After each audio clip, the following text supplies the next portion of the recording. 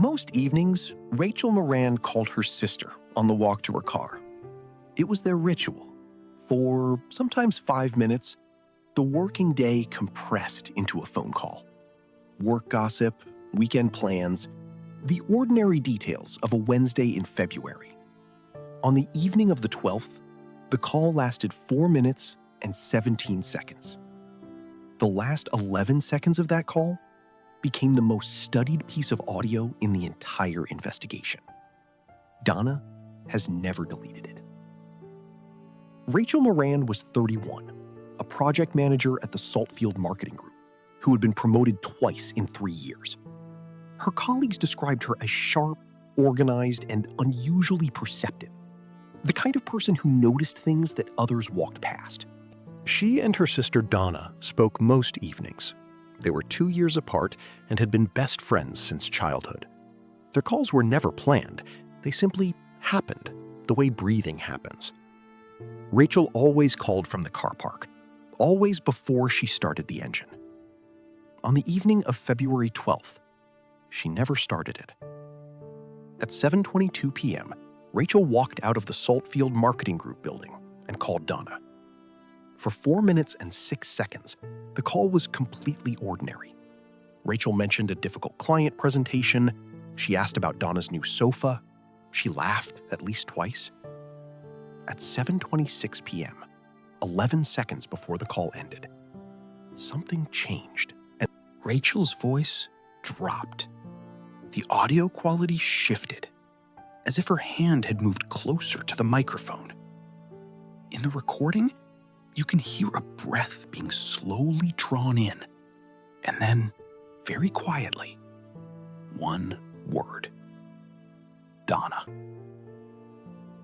Then, the line went dead. Donna called back immediately. Once, twice. On the third attempt, the voicemail picked up. Rachel's voice, recorded 18 months earlier, asking to leave a message.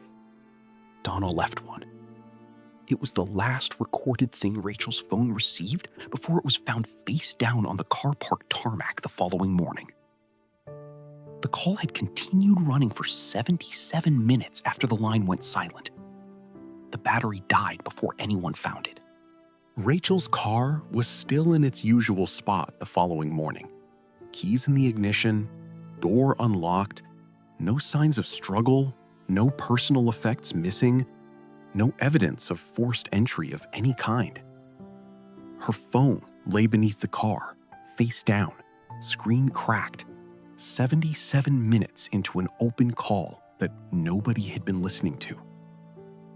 CCTV captured her leaving the building at 7:21 p.m., walking normally, phone already in hand. It tracked her crossing the tarmac toward her car. Then she reached the far corner of the car park. A blind spot, 12 meters of coverage gap, a known maintenance fault, logged with building management, not yet repaired. In footage from earlier that evening, a dark silver vehicle had been parked in that far corner for 2 hours before Rachel left the building. By the time she crossed into the blind spot, it was gone.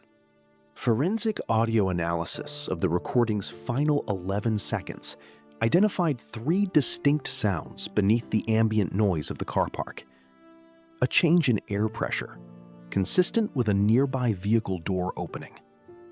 Footsteps on tarmac, getting closer.